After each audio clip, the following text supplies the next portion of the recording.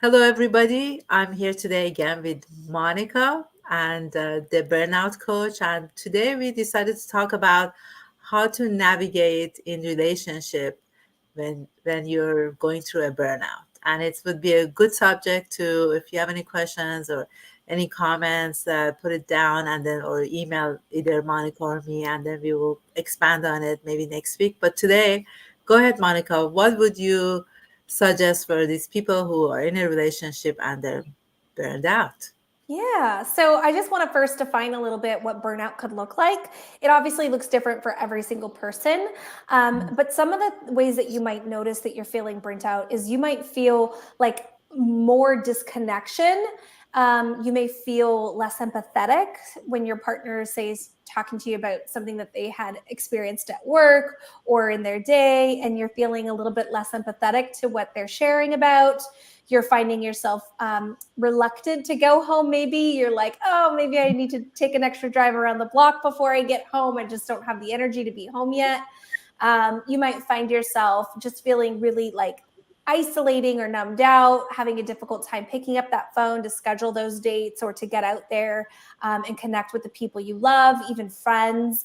Those are some of the ways where burnout, how it can show up. It can look like even feeling bored, just feeling disengaged, disconnected, isolated, exhausted. That's a lot of the ways that burnout can look. Obviously, it's different for every single person, but I thought it would be important for us to describe a little bit about what it might look like before we talk about how to stay connected in a healthy way in your relationship if you're experiencing that. Yes, and So, yeah, go ahead. when you giving the examples of the burnout, it's just interesting to see.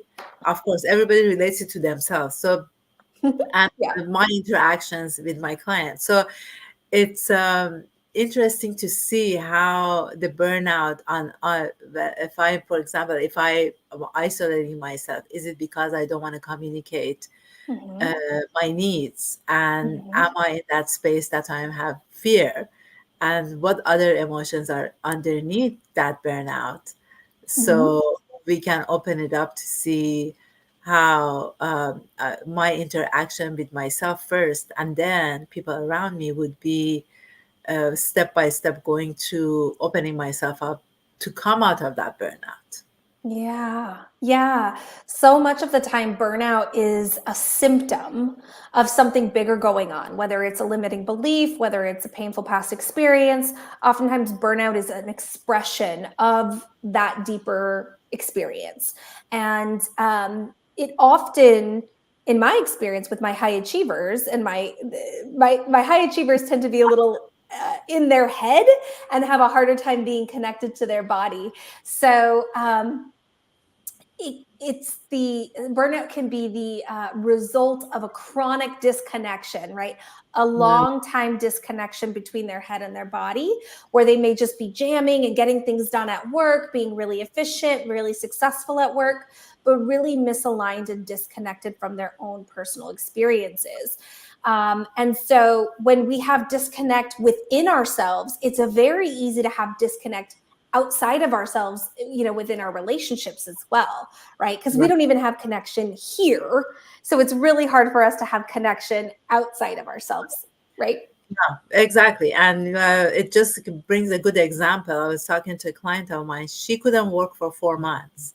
So Mm, that burnout that you're talking about was in that space of losing herself. She said that. She said, I yeah. lost myself. Yeah. And I couldn't interact in at work, at home. So I just basically gave up and Mhm. didn't work or do anything for 4 months. And in this space, she gained over 20 pounds or Mhm. more, something around that. So, because when you go to that space of burnout or losing yourself or limiting belief, whatever, I mean, all they're all connected, as you said, um, then what is it about you, that part of you, that you're just letting it go? So Mhm. I asked her a simple question: do you think that you love yourself? Mhm. Do you think that you loved yourself in those 4 months?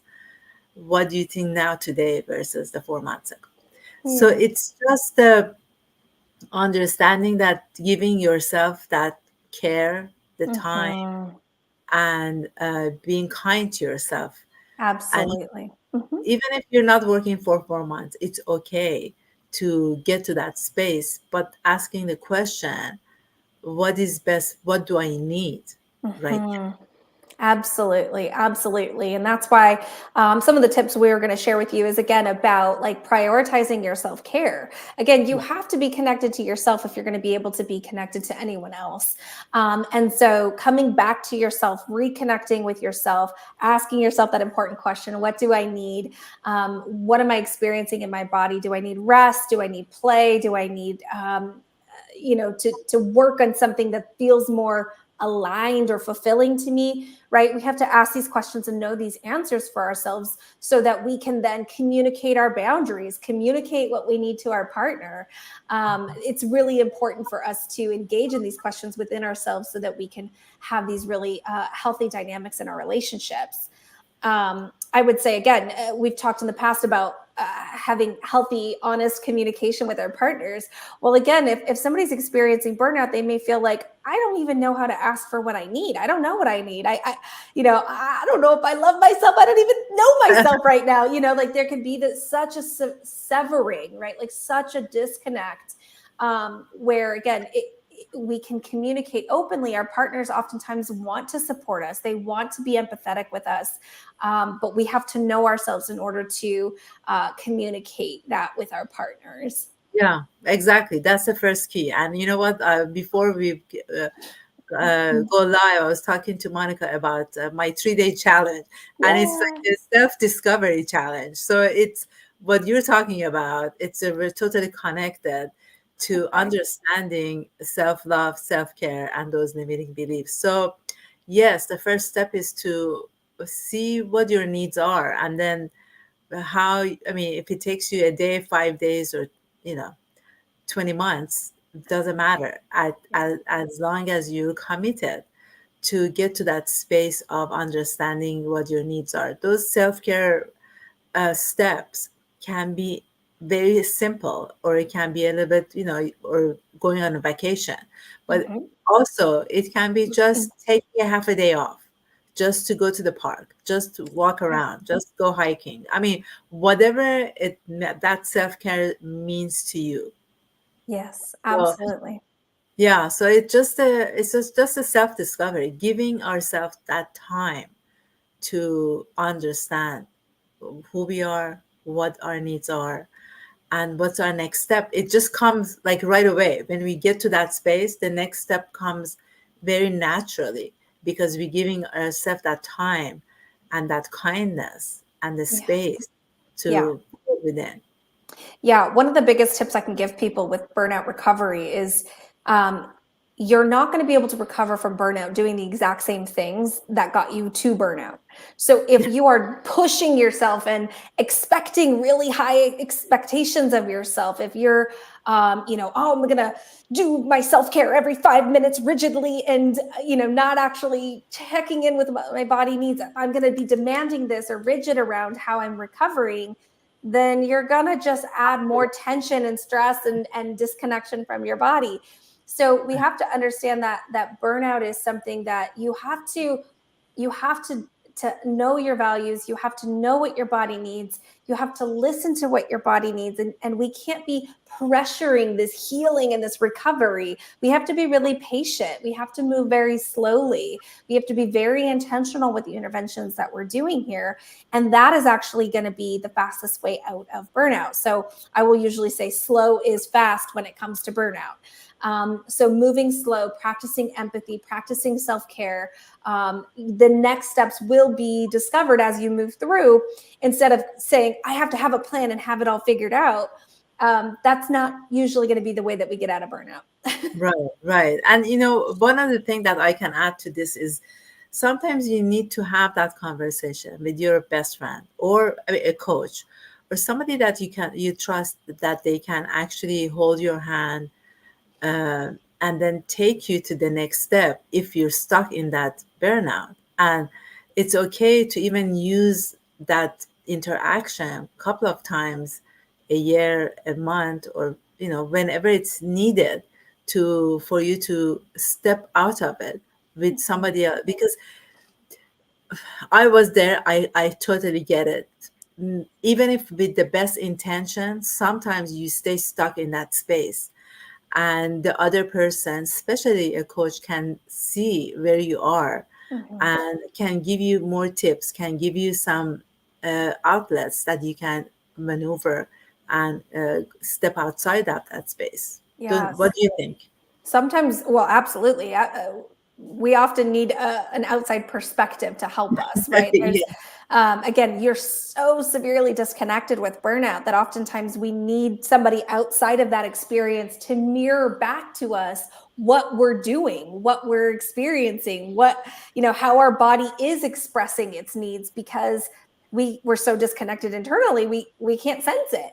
So yeah, having that outside perspective is super helpful. And it could be a partner, it could be a best friend, it could be a coach, it could be a therapist, it could be a number of different people. As long as it's somebody that you feel safe with to be your authentic self, who you trust to communicate back to you with safety and love, then yeah, they're going to be your biggest ally in terms of recovering from your burnout, so that you can maintain healthy relationships. Oh, did it go through? yes, beautiful. But It sounded yeah, like it cut out for a minute. it got cut off for a minute. So yes, it's beautifully said. I mean, it's specifically for somebody, a friend or a coach or whoever that you pick, they have to Mhm. be in a space of understanding who you are. Yeah. And a lot of times, some people talk about themselves, not in that, the connection with you, Yeah. but make sure that that person that you pick is wants to have your best interest in Yeah. heart.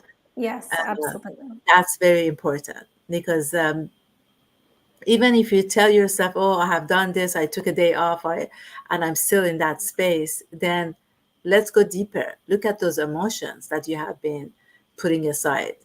Uh, Mhm. Taking a day off or doing some steps for the self care without understanding and actually befriending your emotions is may not be able to go to the next step of where you are. So emotions are very important to actually talk about it, feel those emotions, express those emotions even to yourself, to people around you, whoever that you, as you said, feel safe. So that would be another tip. Just really, you know, feel your emotions, and it's okay to, if it's the anger, if it's the sadness, if whatever emotion, if it's negative or positive, feel those emotions at least for 10 minutes, 15 minutes. Give yourself that space and time Mhm. to feel. Yeah. Yeah, very good. Yeah, I love it. I guess I want to shout out too that I have a free offer for folks where they can download my burnout checklist, so they can really self-assess if they are approaching burnout or if they are currently experiencing burnout. So for anyone who's listening that's not sure, like maybe I have burnout, it sounds like I could, I don't know. Check out Beautiful. that offer that I have for you all to just kind of really get clarity within yourself, so you can start taking the next steps, recognizing again, if you are experiencing burnout, it is only a matter of time before it starts to affect your relationships. Again, you can't remain in disconnection with yourself and not have that affect your relationships. Yes. So the link to the burnout The coach burnout checklist. Yeah. checklist. So do you? I can put it on the description. So if you send, Perfect. I'll I make will sure you put on, have that. yeah, I put on the description. So, and you can always reach out to Monica. Everything, all her contact information is on the description. If you have any questions from me, you can also reach out to me. So thank you so much for listening, and thank you, Monica, for spending time with us. And we'll see you next week. Thank you.